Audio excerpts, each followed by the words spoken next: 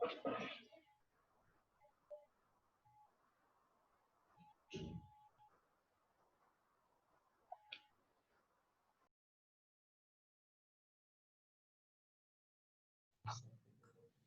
so we are now recording. This is a Be Strong talk that's hosted by the nonprofit Grace Roots. My name is Jay, and I'm a board member with Grace Roots, and I want to at this point just remind everybody to keep your lines muted unless you're asking a question later on, and I'm going to turn it over to Archie, another board member of Grace Roots, who will introduce our Be Strong talker tonight.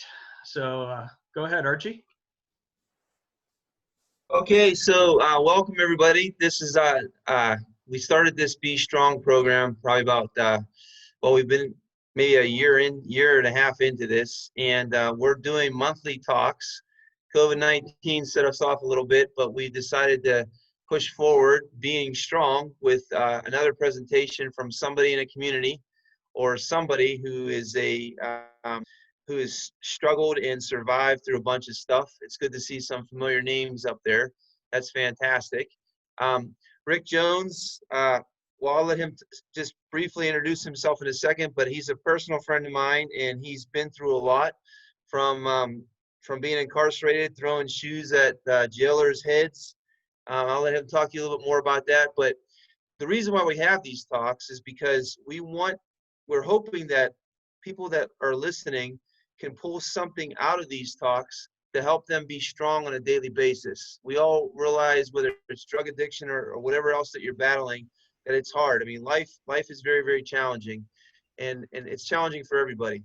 But we're hoping that we can pull something out of what Rick does on a daily or weekly basis that helps him be strong, whether it's listening to music, gardening, working out, or not getting a haircut. Whatever it is that helps him be strong, we're hoping that maybe we could pick up something from that tonight. So without further ado, Rick, thank you so much.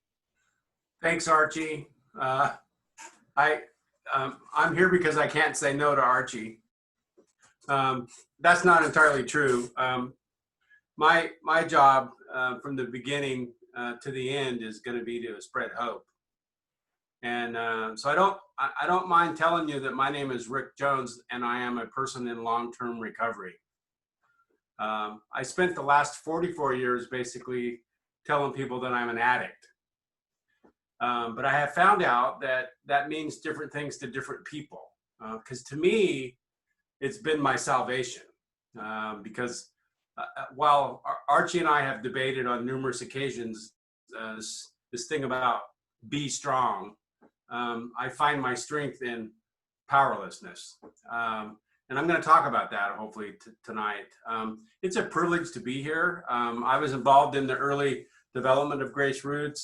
This is not the first time I've been on video regarding Grace Roots and talked about myself and about recovery. I started using substances myself when I was about 10 years old. My first drug of choice was airplane glue. I could count the brain cells leaving my brain when I was doing that stuff as a kid, but it was like God had touched me on the shoulder and said, "This is how you're supposed to feel. You want to be high." And I knew there was something better besides airplane glue. And I was fortunate or unfortunate to have an older brother. And my older brother actually introduced me to most of the drugs that I actually used, and we started getting high together. It wasn't long before I started drinking a lot of alcohol and smoking pot. And I've recently been told I'm not supposed to call that dope. But for the majority of my recovery, marijuana has been dope. So if I talk about smoking dope, I'm talking about smoking marijuana, because I never smoked any of the other dopes because I became an IV drug user at 12. I have, one of the things I don't want to do is get hung up talking too much about all that, but I think it's important that you, as the audience that I'm speaking to here, knows that I qualify. Otherwise, I can't help you have hope. there's a thing, a program that I've been involved in over the years, and I'm going to try to stay as anonymous as possible because this is not a AA talk or an NA talk. It's a community talk. But it's, you know, our stories disclosed in a general way, what we used to be like, what happened, and what it's like now. And those three topics of a person's life give other people hope. And so it's important for me to tell you that I used, and I used a lot. I really made a conscious decision at 12 years old to be a drug addict. I mean, there really wasn't anything else in my life at the time. I played baseball and I played roller hockey, and all that stuff went away when I started using drugs and alcohol. And that became pretty much my daily routine. I wouldn't go to school unless I was high. And, you know, it became necessary for me to have something in my system in order to do anything, whether that was to go to school or to try to go to work or, you know, go to a party or whatever. I very quickly fell in love with the needle. Back in those days, we were referred to as needle freaks. You couldn't get syringes, especially after my picture showed up in every pharmacy and veterinary clinic and all that in town. So we actually made our own rigs out of an dropper and a baby pacifier and a detachable needle. And I've been thinking about that a lot lately because we've been talking about needle exchange programs, and I'm like, wow, that would, you know, my life would have been different. But at the age of 12, I became a pretty serious IV drug user. My drug of choice was speed. My first speed was a pharmaceutical drug called Dizoxin, which they don't hardly prescribe much anymore, but it is actually pharmaceutical grade methamphetamine. And I fell in love with that. My brother said my brother said to me when he injected me with this drug the first time, he said, "Don't do this yourself. I'll get you some more." Well, all of you could probably tell me how long it was before I had my own rig and my own stash. I was talking his wife out of some more Dizoxin that evening. And, you know, Dizoxin wasn't really easy to get because it was a prescription drug. And so the methamphetamine started to become a big issue. I was manufacturing methamphetamine at 15 years old back in the P2P days, working with the lab folks at OIT, Oregon Institute of Technology, and getting glassware and all that stuff. I won't get too far into that because Archie's listening, but I was doing that at 15 years old. I also became a big fan of pharmaceuticals and became a walk-in physician's desk reference because I had one. I had a physician's desk reference that was old and tattered that I had stolen from somebody. And so when my friends were doing drugstore burglaries, they would actually bring me the boxes and bags of pills to identify to figure out what it is that they got. And this was back in the late 60s, early 70s. So I became a pill aficionado. And, you know, in those early days, I didn't like downers. I'm a stimulant freak, and I preferred speed over the downers. I would use what was available. But part of the beginning to the end for me, fast forwarding to 18 years old, I went down to Oxnard, California with a guy to get methamphetamine because it had dried up, and I grew up in Klamath Falls, and that's where this story is originating. And we got down there, and the guy that we were supposed to cop from basically said, I can't get your speed for you till tomorrow morning, so you'll have to stay here and we'll go get it in the morning. And being a needle freak, I wanted to shoot something. I'd been thinking for 13 hours driving down there that I was going to shoot up when I got there. And so this guy gave me a nickel bag of China White. And I did a hit out of that. And I'd done heroin, but I didn't like it. It wasn't something that really attracted me. But that night, it was like God touched me on the shoulder again. And he said, "This be you." I'd been up for a couple of weeks. I was tweaking. I was kind of, wanting to sleep, and and just a particular time, it was like, oh yeah. So I thought I was actually doing something good for myself because I needed some rest. The big mistake that I made that night was I spent $5,000 on China White instead of methamphetamine, and the folks that I had gotten the money from in Klamath Falls didn't want China White; they wanted methamphetamine. So I was actually beaten within an inch of my life over that. I had another stock answer and trade that night. I told them, "Don't worry about it. I'll sell it and give you your money back." Would anybody out of the dozen people that are listening here tonight venture to say how much of that I sold? None. I learned one more time in my litany of insanity was that you can't be a drug dealer and use your own product. So I ended up with a heroin habit. And in Klamath Falls, in whatever year this was probably 1974, 75. I wasn't able to find any China White.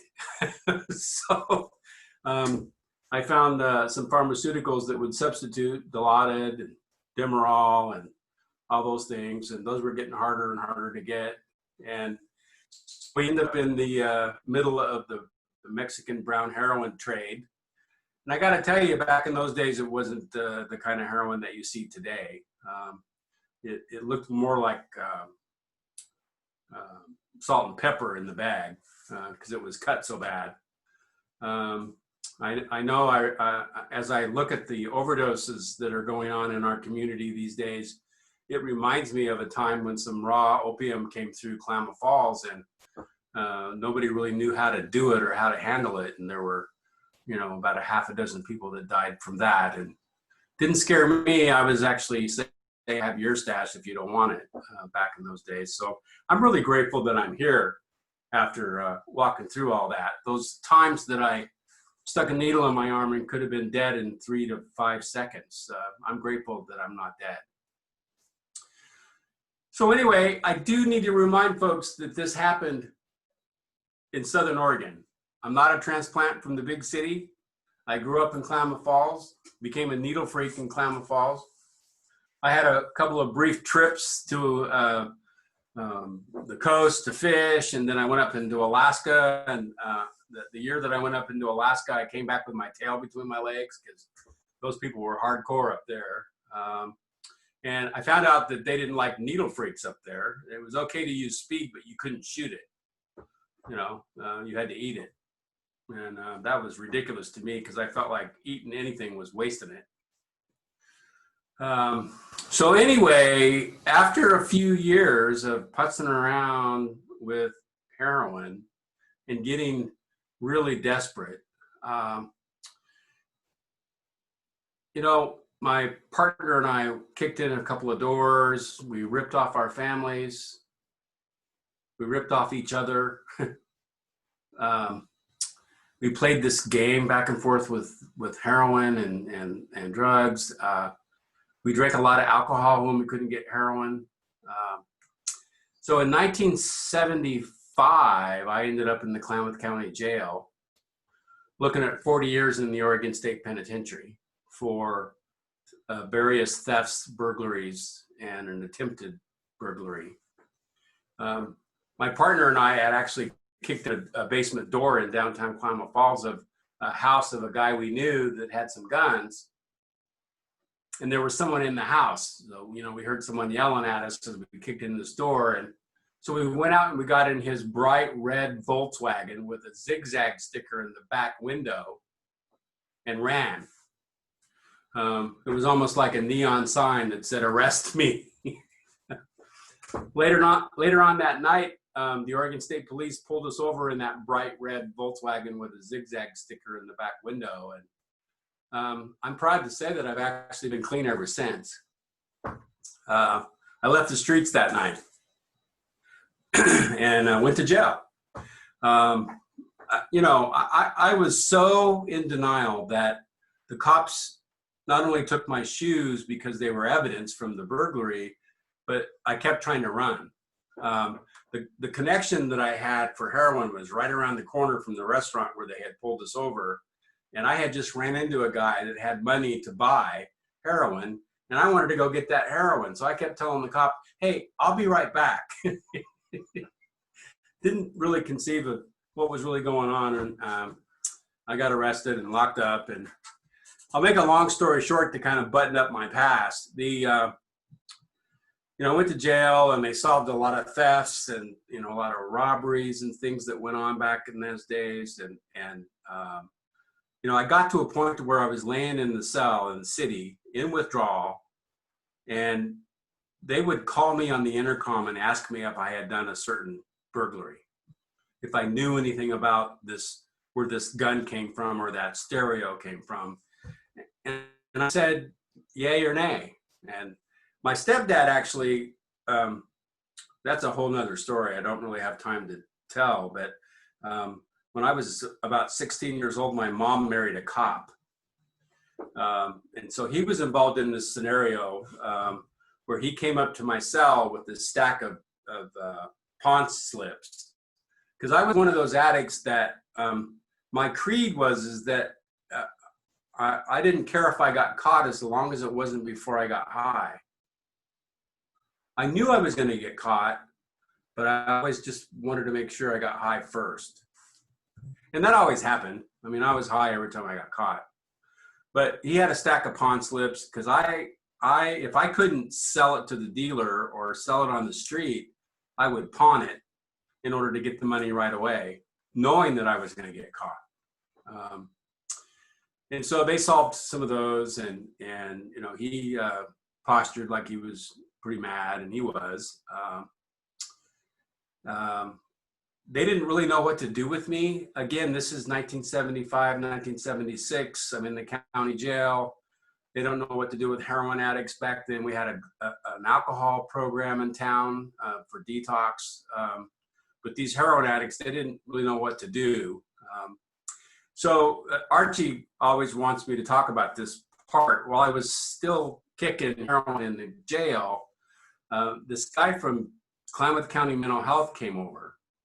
They had started a methadone program in Medford in 1974. It was actually operated by Dr. Luther, who was a local psychiatrist in 1974 in Jackson County. And so they were actually talking about transferring me to the Jackson County jail and having me processed to see if they couldn't get me on methadone. And this is the late 70s. But I didn't like the guy that was talking to me, and so I threw my shoe at him. He was, a typical mental health guy, probably not much different than I am today, I guess. And I didn't like him. I didn't like his tone. I didn't like his judgmental attitude towards me. It was like he thought he was going to get dirty if he got close to me. And so I threw my shoe at him and actually constituted another case. It's called assault. But that ended my ability to get medication-assisted treatment in 1976. So a miracle happened. The second miracle in my life, because I think, the first miracle was probably getting high because I was so miserable as a child that getting high actually gave me peace. So this lady, I had a partner in all this who we went to jail together, and his dad had money. My folks didn't have a bunch of money, but his dad did. And they were trying to figure out what to do with him. And they had located this program called Freedom House in Portland. And long story short, this woman from Portland came down to talk to Dave and I about going to their program up in Portland. Well, the DA had a fit. He said, I'm not sending two crime partners to the same treatment program. That's ridiculous. That's asking for trouble. So, Dave can go there and we'll find out what to do with Jones. And this woman, she had me in the attorney's room at the jail, and she said, well, what do you want to do? You know, do you want to get clean? You want to, you know, and of course, when you're in jail, some of you might relate. It's like, well, yeah, I want to get clean. I want to get out of here. You bet. I had no clue who I was talking to or what treatment was or any of that stuff. And I laughed at her. I said, you know, the DA has already said that I can't go there. And the plea bargain was, I was trying to plea bargain down to 5 years out of the 40. And back in those days, you'd actually do a third of your time. And she said, you let me handle them, but you'll have to plead guilty to everything you're charged with in order for us to take you. I was looking at 40 years in the Oregon Penitentiary, and I'm like, good grief. I don't know if I want to go with this woman. Long story short, I ended up in her car at 7 o'clock that night. The judge said, yeah, Mr. Jones, you can go to this treatment program. And if you run off before you complete it, I'll give you 5 more years for escape. He sentenced me to 40 years in the Oregon State Penitentiary and suspended them on the conditions that I complete the Freedom House program in Portland, which at that time was a 1-year treatment program, residential. I could spend 2 or 3 hours talking about my experience with that. I'm very grateful that it was the program that I got to go to. I'm very grateful that the people who were the people who were there because they knew what to do with me. I was the youngest individual in that treatment program. By the time I got there, I was 19 years old. I didn't think I belonged there. Over half the population was Black. The other half were gay. Most of them were in their 50s and 60s and had been 5 or 6 time losers. It was, I wasn't sure I belonged there. And you know what was cool about that is as I was verbalizing that in groups, they just laughed at me and said, oh, just sit back, you'll be okay. So they wouldn't really give it any credence because they knew I belonged there. The only thing that I had done to perfection the 10 years prior to going to treatment was to get high. I had this Black dude that used to grill me every day, and he'd say, how much was the last steak dinner that you bought? I was, well, I don't know, I never bought a steak dinner. And he says, yeah, I get that. What was your rent? I said, well, I never paid rent either. I got ripped off the day rent was due, you know. Well, you know, what'd you do on a date? It's like, well, I didn't have dates. We went to parties and got drunk. And, you know, through that process, I realized that I was a zero, that I had really nothing to speak of the prior 10 years other than being a dope fiend. And I don't know about you guys, but that scared me.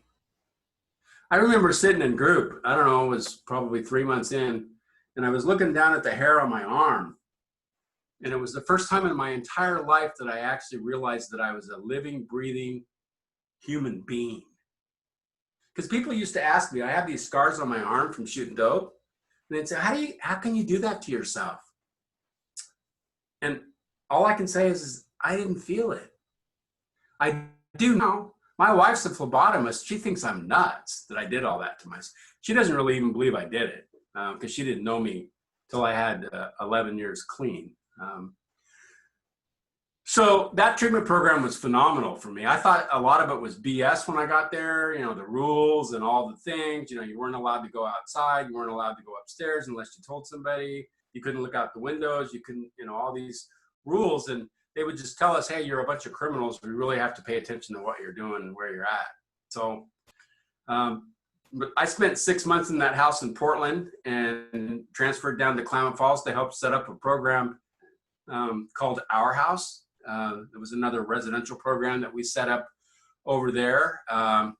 We had trouble trying to finance that program, and so we ended up moving to Medford and opened a program called Freedom House South. So even before I graduated from my own treatment, I was helping set up treatment programs, which was really cool. I became kind of a top sergeant, though. I made sure everybody followed the rules. I figured what was good enough for me was, like Kyla was saying earlier, hey, I didn't get extra credit when I was in drug court. I made sure that nobody got away with anything. So they called me top sarge for a long time in treatment. So I graduated from that program in Medford in 1977. about 18 months into residential treatment. Got out of treatment, they gave me a toaster, and, Archie said something in the flyer, or that he wanted in the flyer, about my daily routine. And one of the things that happened for me in 1977 was they helped me get this apartment. They got me a toaster, some dishes, and they gave me a day by day, which is a meditation book, and a 24-hour book, which are both published by Hazelden. But they're meditation books that we used back in those days to put something else up here in the morning besides what was there. And I got this little flea bag apartment in downtown Medford. And interestingly, it's right down the street from the new Options building in Medford. I didn't know what to do. I'd been in captivity for 18 months, and I had been hammered for a program. So I'm sitting on the edge of my bed thinking about going down to OK Market and boosting a bottle of wine because I'm free. And when you're in captivity, you kind of think about what you're going to do when you're free. You're going to find a girlfriend, you're going to do this, you're going to do that. I was afraid to do any of it. So I went to 8 meetings a week of Alcoholics Anonymous. There were no Narcotics Anonymous in 1977 in Medford. So I went to a lot of meetings, and I hooked up with a lot of people, and I got a sponsor. And matter of fact, there's a guy still running around if you frequent the Medford area, AA. His name's Jim D, who used to take me to meetings, and who used to help me with my insanity. He would sit in his truck outside my apartment and kind of help me cool my jets sometimes. He also bought me my first television because he knew I needed something to make noise in that apartment. And he also helped me hook up my first phone because he said, you need to be able to call me in the middle of the night if you're in trouble. And that was my introduction to coming on the streets. I had some support from the rooms, and I helped actually start the first NA meeting in Medford back in 78 or 79. There's a debate as to which year it really happened. I think it was 78. I ended up back in Klamath Falls in 1979. I married a woman that I had met in Freedom House. We were both out going to meetings together. And I don't recommend that you marry someone that you met in treatment. However, we did make it about 10 years. She began having medical problems and started using pharmaceuticals, and consequently never really quite made it back to the rooms. And unfortunately, she overdosed and passed away. And we had a little baby girl as a result of that relationship that I raised in the meetings of Narcotics and Alcoholics Anonymous, which I don't think is necessarily a good idea. I thought she was doing all right, but early in her life, she actually went out and used with her mom. She started using drugs with her mom when she was 12. Consequently started arguing with me about that. And as you might know, I'm kind of I'm not very supportive of 12-year-olds using drugs. So she started running away and kind of keeping me busy, trying to be a parent. She was 7 when her mom relapsed, and 9 when I remarried to someone else. So I'm not here to tell her story, but she was one of the first 50 inmates at Coffee Creek Prison for Women. And she's been there twice, and she's a graduate of the Jackson County Drug Court. And we haven't really talked much recently, which is really painful. But I hear that she's in treatment right now, and I'm grateful. I pray that she's safe and that she'll get better. It's hard with my own story and loss that I have had in my life to walk through some of that stuff. But I think it's important for you to know that because we're in recovery, we're not exempt from those problems. My ex-wife went out and used. My kids have both used. I married a woman who's not in recovery, so I don't have to worry about her necessarily relapsing. Although my worst nightmare would be to find out that she's a closet alcoholic and I have to put her in treatment or something. But that's unlikely. We've been married for 32 years. I get kind of hung up when I start talking about my daughter. I struggle with that, but we had a blended family. She had a daughter and I had a daughter, and we put that together in the 1980s. Pretty entertaining story for me, actually, as a single parent, single father. I had just started working back in the field, living in Medford. I had a major heart attack in 1987 at a Narcotics Anonymous dance in Klamath Falls at the Shastaway Grange that actually almost killed me. They misdiagnosed me at the hospital and told me that I was probably having an anxiety attack. And I was dying, damaged the lower part of my heart pretty significantly. And they had to ship me to Medford in order to get me, because back in those days, they didn't have anybody in Klamath that could fix me. And so I ended up in the hospital in Medford in the middle of the night, and they fixed me, blew out the blockage in my heart. Then my lungs collapsed. So I spent 2 weeks in intensive care. I had just dated my current wife 3 weeks before I had that heart attack. I actually, after being married for 10 years, was really trying to catch up on lost time. So I had a girlfriend in Klamath, I had one in Medford, and I had one in Reading. And then I had a heart attack. So I'm laying face up in Rogue Valley Hospital, and so many people were bugging the hospital to see me, folks from the program, that they put a no visitation clause on me. Only people who worked there could come see me.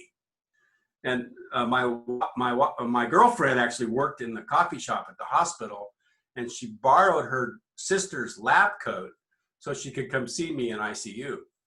And I just fell in love with her because of that. I mean, good grief. Who goes to that trouble, to bring some lop who was probably trying to put her off frozen yogurt when he's in ICU. And I've been with her ever since.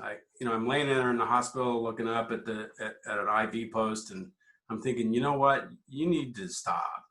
You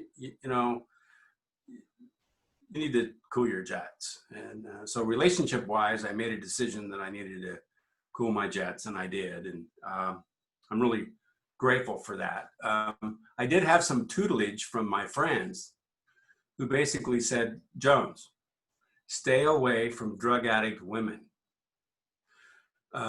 Because what happens, and I'm not afraid to talk about this in the tables and in the rooms, and it scares some people because there's a lot of relationships going on. But two sickies don't make a wellie. And you got to be really, really careful with that stuff, And I would like to say that when my wife relapsed and we ended up divorced, that I walked away from that and didn't get involved with another woman who had an addiction problem. But that's not the truth. I got involved with another lady for about a year that I put in and out of detox twice. And, my friends were like, Jones, what are you doing? Why are you involved?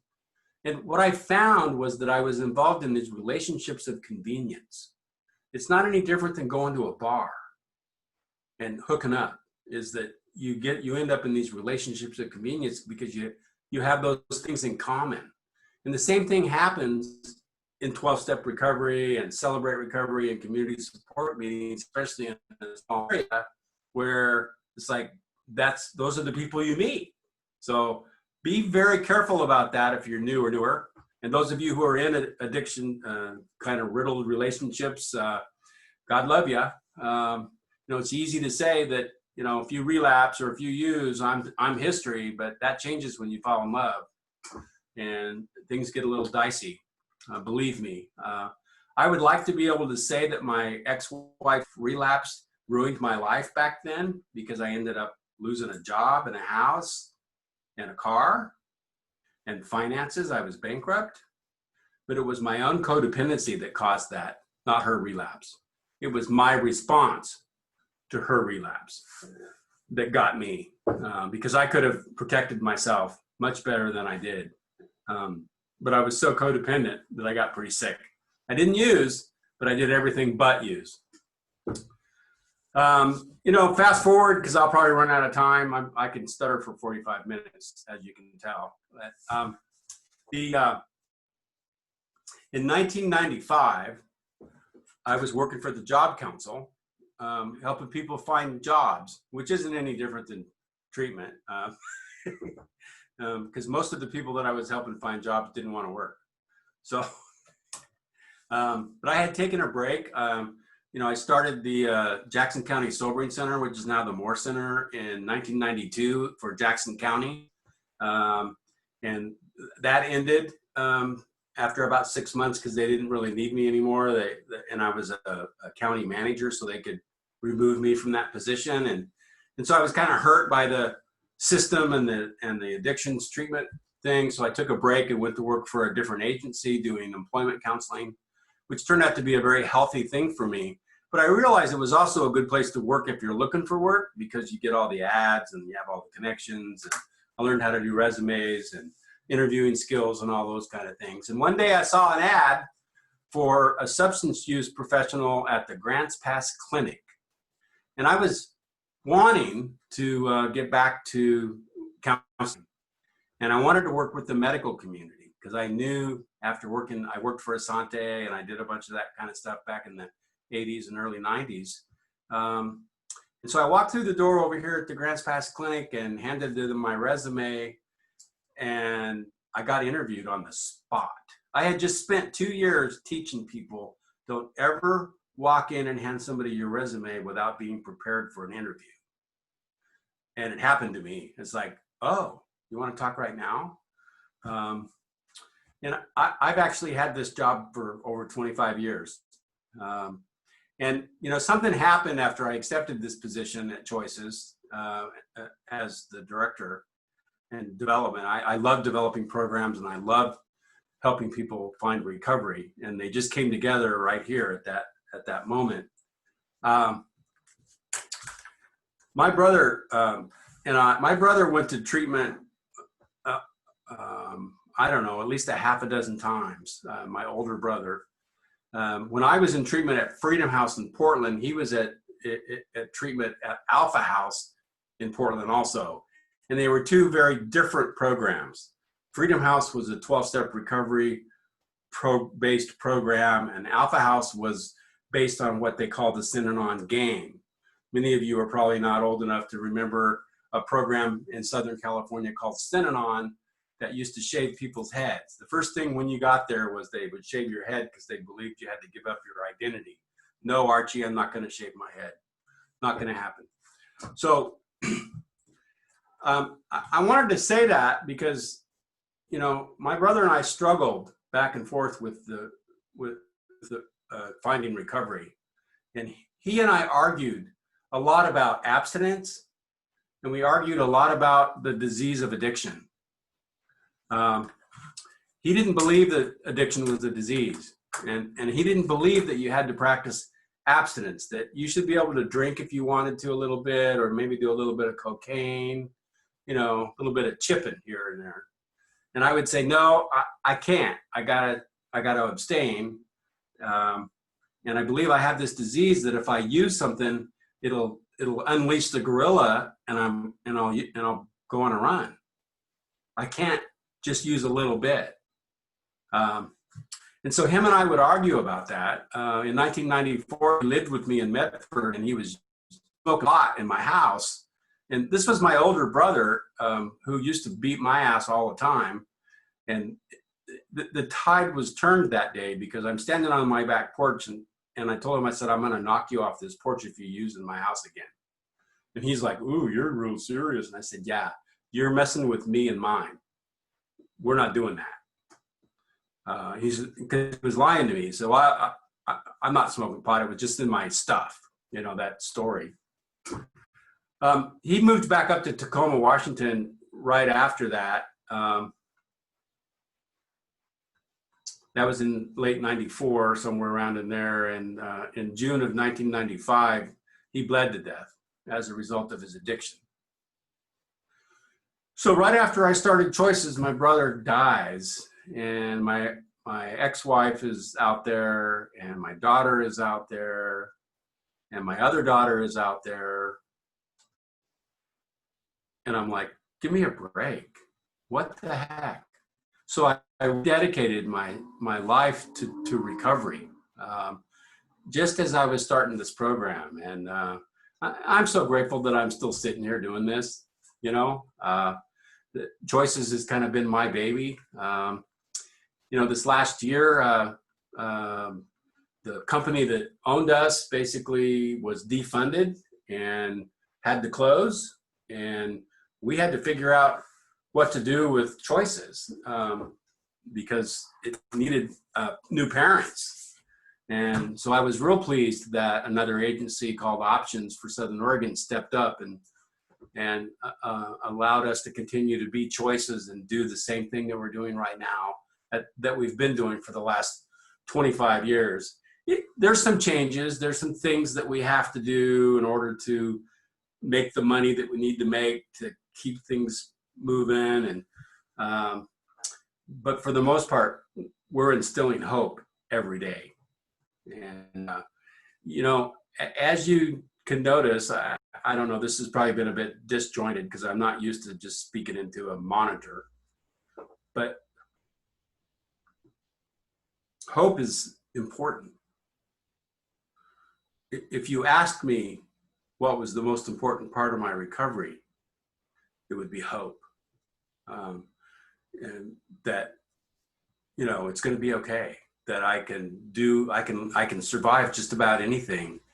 You know, they told us in the early days, don't use even if your ass falls off. And if it does, throw it in the sack and take it to a meeting. You know, and I did that. You know, when my wife relapsed back in the 80s, man, I went right back to that 8 meeting a week thing, where I was going to meetings 8 days a week, 8 times a week, twice on Sunday. And, you know, hanging out with the people who were going to help me stay clean instead of, you know, running off.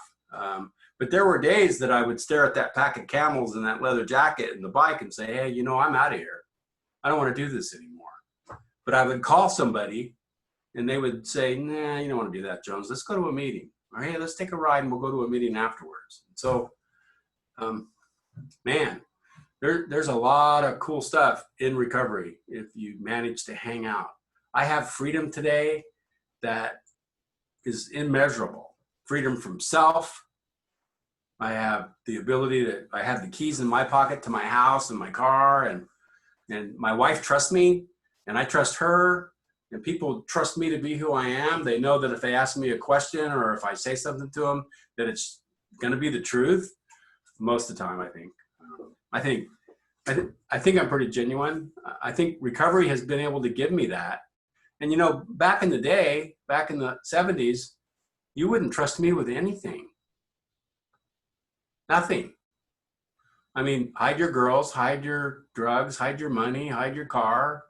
I sold one gun to 3 different people in one day. I sold a 1957 Volkswagen to one guy and the title to another in the same day. You can imagine that I got my ass beat a lot over that. And I did get arrested a few times over that. But I wasn't trustworthy. You know, my folks couldn't trust me to watch their place. They were on vacation. They couldn't, you know, something always happened. There was always some criminal activity that took place that somebody had to clean up.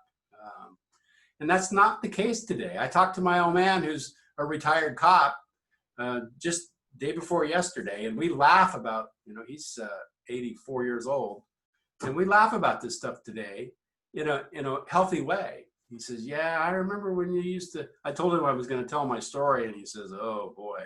He said, you want me to verify any of that?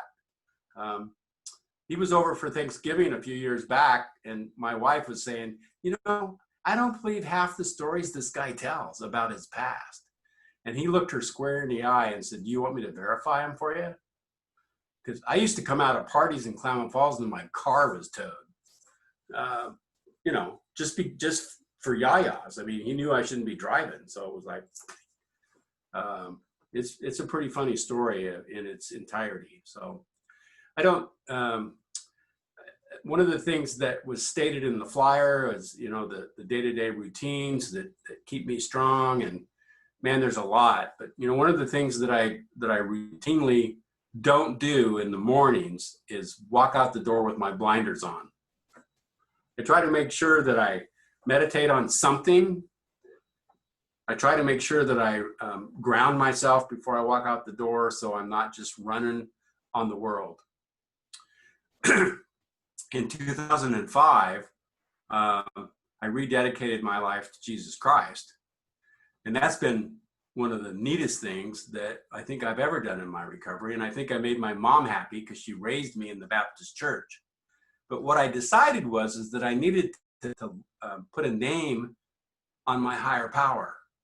I had that same higher power all these years, but I needed to focus on it and actually figure out what its name was. And I chose Jesus. And I'm not embarrassed about that. It's I wish I'd have done it sooner because I realized that the word, because I love the 12 steps. I have lots of literature. I believe I've worked the 12 steps for a lot of years, and some days I work all 12 of them. But you add the scriptures and the gospel, and there's some instructions in there that actually work. How to raise your kids. I wish I'd have learned that a long time ago, you know, and marriage, which is something that we all struggle with, those relationships. And I would just encourage people to look at what's available in the world that they can grab besides themselves to focus on about their relationships. The 12 steps of Alcoholics and Narcotics Anonymous work really well to get you out of the way and God in place. They're a process for you to be able to look at who you are and what's between you and your relationships, because that's what keeps us from God. If I'm mad at you, then I'm blocked. And if I'm resentful about something, then I'm blocked. And those things affect my relationship with my higher power. I call steps 6 and 7 the lost steps, because the key word in both of those steps is remove. And I don't care which step program you're involved in, whether it's AA or NA or Celebrate Recovery, 6 and 7 are there. Ask God to remove my shortcomings. Ask God to remove my character defects. My character defects cause my shortcomings. And so I would really encourage people to take a deeper look at those things. There's more to 12-step recovery than going to meetings. There's more to 12-step recovery than just the people, although they're important. It's very, very important to have an outside support system for yourself during times of struggle. And we all have one, even the normies. I see, you know, I talk to people who would be considered normal. I'm not going to name anybody because I'm not sure I know any, but they have a support system. They have friends and family and people that they call and they trust, and they take risks with them. And it's like, wow, that's really cool. Because I didn't have that growing up. I didn't have trust. I didn't have, you know, my biological father committed suicide in 1968. My first stepfather was shell-shocked in World War II, which is now called PTSD, and he actually was violent, and he beat us. So I was overly disciplined and scared and just a wreck by the time I actually got high. Getting high, like I said, was almost a salvation because it got me away from all that. And it later actually became a solution for me. Unfortunately, today, we see too many people that don't survive that. The overdose rate is really high. I'm aware there are people listening tonight that have lost more than I have, or they've lost somebody recently. And the price of addiction is high for the whole family. And so I encourage everybody to support each other, be honest with each other, reach out, because we can't do it by ourselves. There's There's strength in numbers. There's strength in God, and treatment and recovery meetings and all the external things.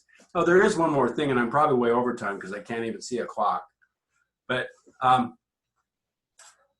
this thing about law enforcement, I don't know, guys. I believe in the nudge from the judge.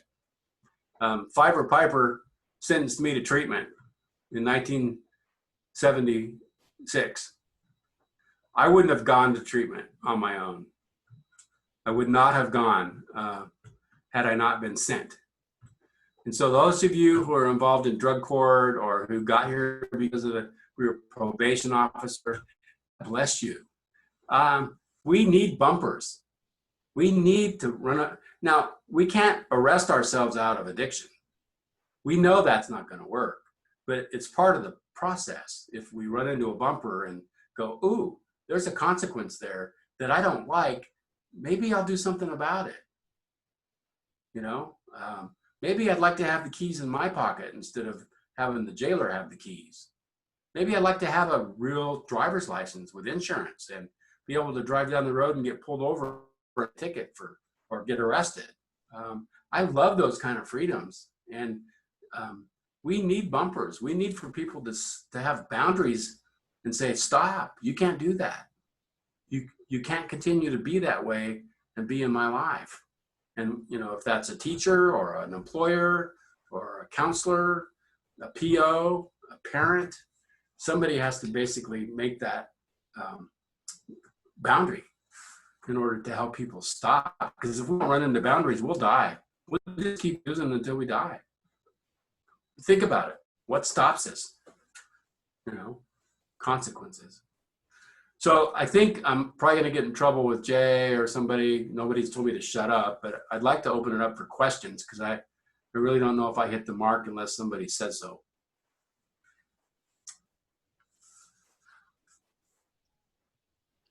Yeah, so if there are any questions out there, feel free to unmute yourself and go ahead and ask a question. So the floor is open. So in group, we were just talking about like what keeps us going and makes us take the next right step. And I feel like it's me that's doing that. And I understand that people have a hard time with that. And what made you keep going? Like, was it your kids? Was it just knowing better, or what was it? Well, James, when I was in treatment, I found myself, you know, through that program. You know, when I realized that I was a zero and that I had nothing to show, that I had no skill in life, and that I was, you know, 19 years old, 20 years old with really nothing going for me, it scared me. And I just got open and vulnerable. And I made myself very vulnerable. I mean, it was not easy because I had a lot of pride and a lot of ego. And it was really more about letting go and being powerless in order to find power. I found out being in touch with my feelings gave me power, when really a lot of us think if you get in touch with your feelings, you're going to be powerless. But I liked what I found in that program, Clean and Sober. I felt like I could stand up and that I had some backbone. I think you have to have the desire. So that's the power that we have. We have to have the desire for something else. I was convinced that I didn't want to do life on the installment plan. And there were two situations that happened when I was in that program. One of them, they actually put me in the car and took me to Rocky Butte Jail. Most of you guys are way too young to remember Rocky Butte Jail, but that was a real jail back in the 70s. It was almost like something out of the movies. And they actually took the time to walk me through the place. It was kind of a scared straight thing. And at one point, the lady that ran the program also took me out to the ocean and walked me out in the surf and told me to stop, the son of a bitch. Because I'm struggling with this power greater than myself. And she said, well, stop the tide from coming in and out. You're so powerful. And it was a good lesson for me. It's like, wow, I really don't have the power to deal with that. It comes and goes with or without me. I don't want to be in jail. And every time she would do that, she would walk me back in the house and she'd look at me and she'd say, now sit down and shut up. You might learn something. And so I realized that I was becoming a man of few words because I didn't know as much as I thought I did. Because the power of self is really, really dangerous. It's, that's the argument that I used to have with my brother. And I like this one analogy that some of you might find gross, but if you have diarrhea, your willpower will not get rid of it. You might want to get some Imodium. So you got to have some help. You got to have some outside help. Willpower will not help you with this disease. So you just need to make sure that it's not about you, that you are willing to get help. I've learned, absolutely. I've learned that, talk to Clint and Sean and stuff, that I had a really hard time doing what I was told. And I've become vulnerable. I've let myself be told what to do. And I mean, you guys know what's going on, and I appreciate you guys, Right on. Yeah. You're lucky you found yourself, when you did. It took me a lot longer. I mean, I was 25, living with a friend up in Albany. And, I sat down for dinner with him. He had been to Afghanistan twice. His wife was going to Africa to teach. And I had nothing but, dope stories in jail, and I had nothing to put on the table. And I was embarrassed. I moved out because of that. And I came back to Grants Pass and I just started getting high again. Yeah. And 12 years, 13 years later, I finally found, I found myself, and I'm who I should have been back then, except I'm almost 40. Yeah. Well, it takes what it takes, man. Glad you're here, bro. Yeah. Yeah. Thank you. It takes what it takes. Hey, Rick, I have a question for you. You said that you found Jesus in 2005. What is your favorite prayer? Oh, there is no better prayer than John 3:16, because it sums it up. If you believe in Jesus, he died for our sins. Yeah. So I have to tell you what happened. I've been involved in God and 12-step recovery my entire recovery. I was raised Baptist, so I was mad at God when I got here, kind of trying to turn my back on him and all those things. And I realized, because I go to a lot of meetings as my religion, really. And my wife didn't really like going to meetings. She's not an addict. She's not a member of Alcoholics or Narcotics Anonymous, doesn't go to Al-Anon. And I realized I was leaving my family in the dust with my own life being kind of self-centered and selfish. And one Easter, we actually watched the sermon from Carlos from Calvary Chapel back in 2005. And she said, I really like that guy. And next thing I know, we're going to Calvary Chapel down at Rogue Theater. And a few months later, jumping in the pool. And I haven't looked back. It's a family thing. I have a grandson that loves Jesus and plays worship music, and I support him. And my wife is, she grills me on a daily basis about scripture. Fortunately, I grew up in the Baptist church, and I have some I think I slept with the Bible underneath my pillow in those days or something, because she can ask me a question and I can answer it. But John 3:16 is probably the most important scripture in the gospel. Thank you. So from my standpoint, or our standpoint, you've kind of made it. You're kind of on top of the world, on top of our world. What kind of stuff do you struggle with now? Yeah, you never make it. I really believe that addiction is a disease.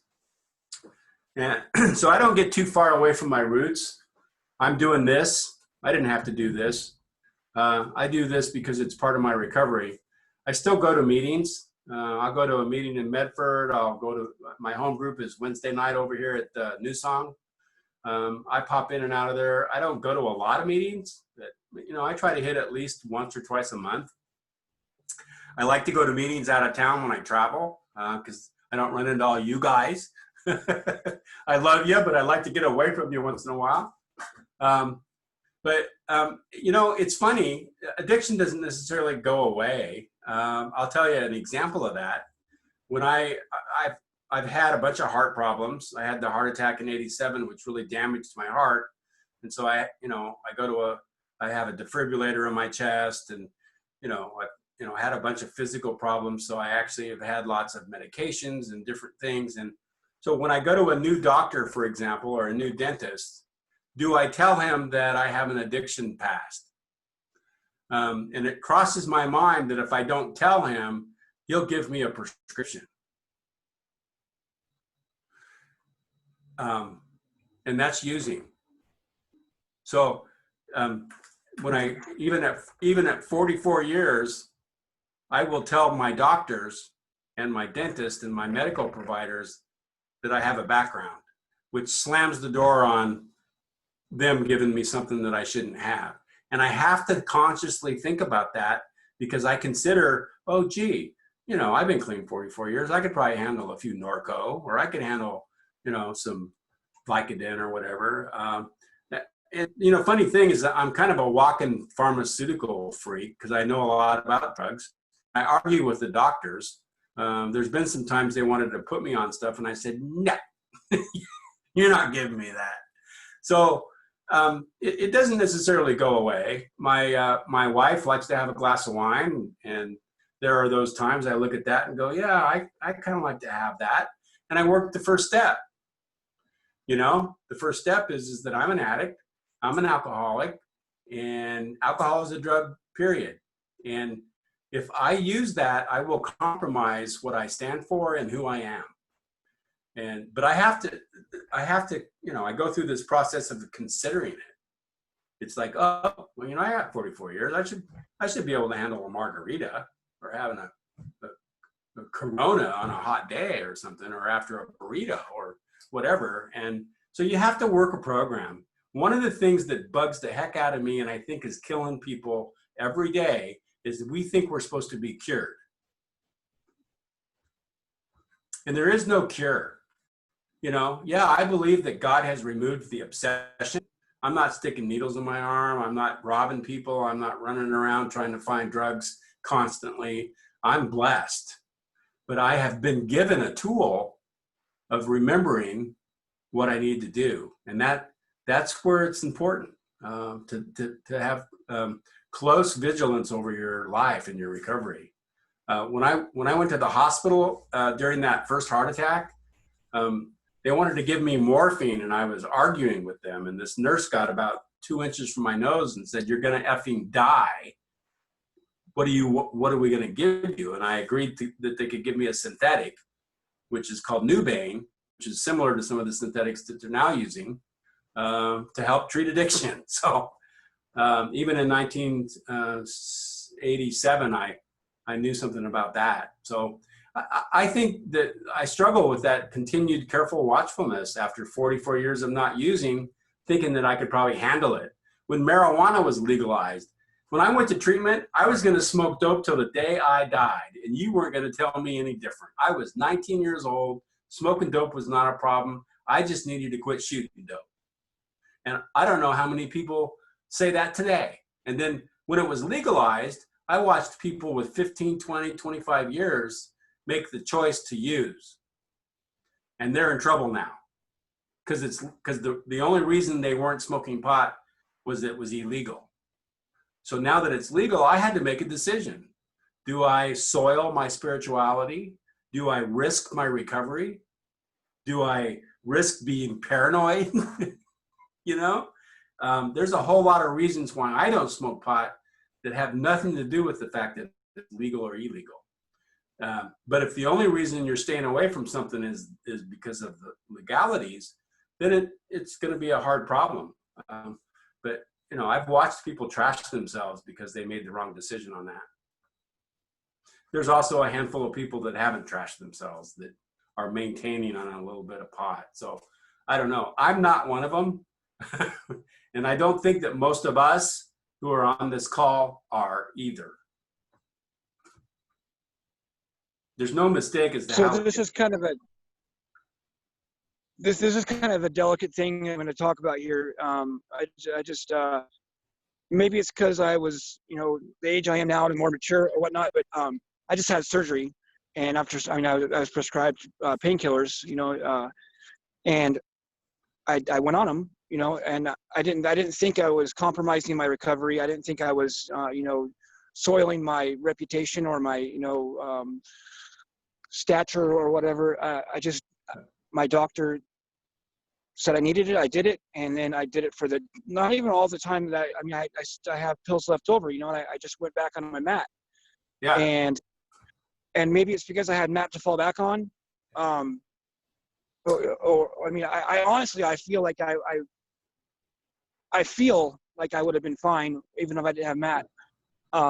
Good job. And I appreciate that. Yeah.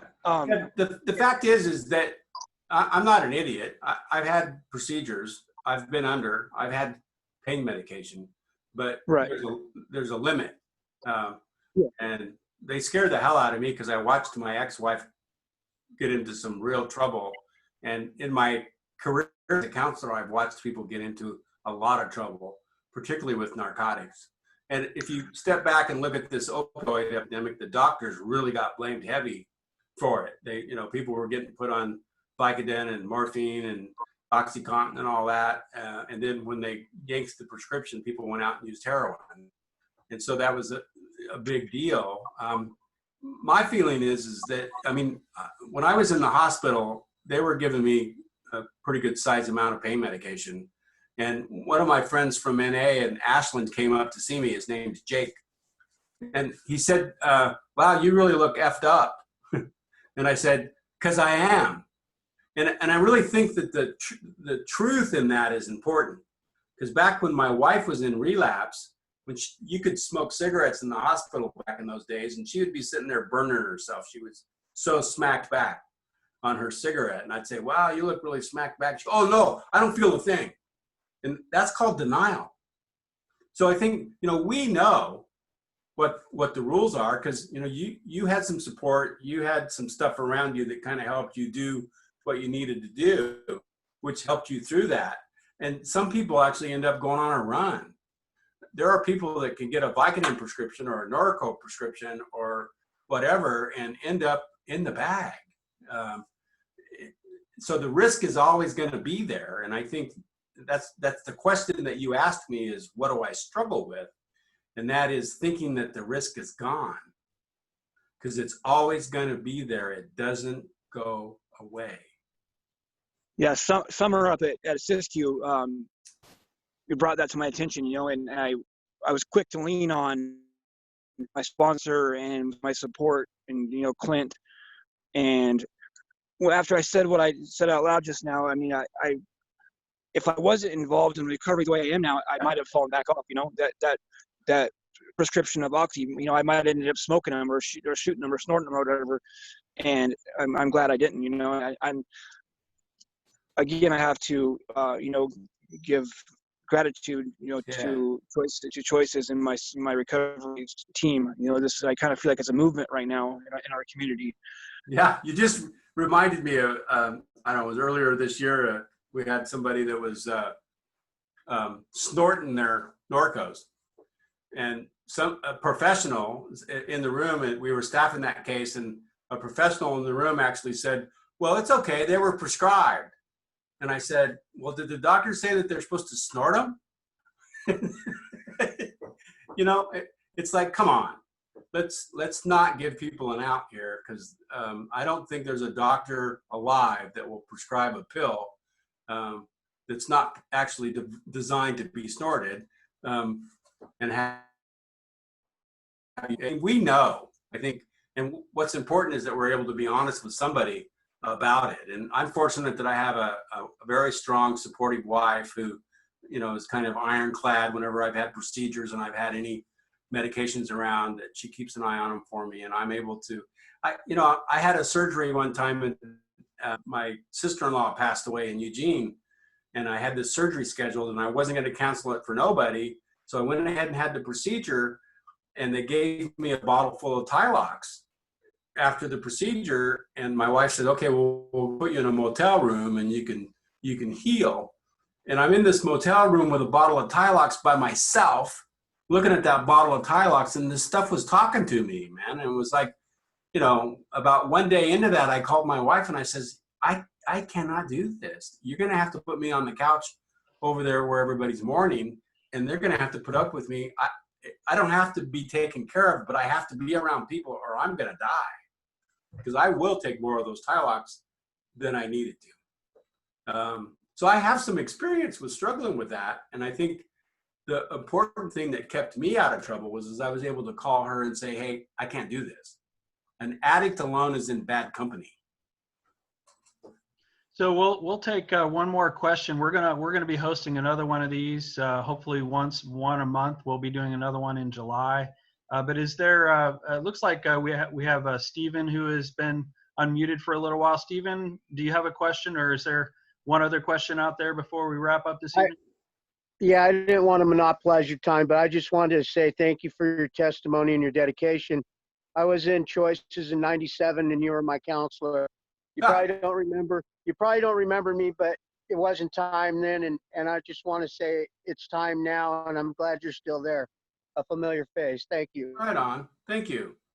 That warms my heart, brother. I got to tell you that I've been watching a lot of retreads come into Choices lately, and it just warms my heart to no end, man. And Well, I use the term retread fondly, okay? It's America. When it's time, you know. You got to want to. And Right now on. it's my turn. Welcome home. Thank you. Well, thanks so much, everyone. You can check out our Facebook page. Just go to Facebook and search Grace Roots, and we'll try to keep everybody up to date as far as when we're going to be doing the next one of these. And Archie, any final comments? Yes, Rick, again, thank you so much, brother. We appreciate your dedication to not only yourself, but to the community. And for everybody out there, we appreciate you tuning in.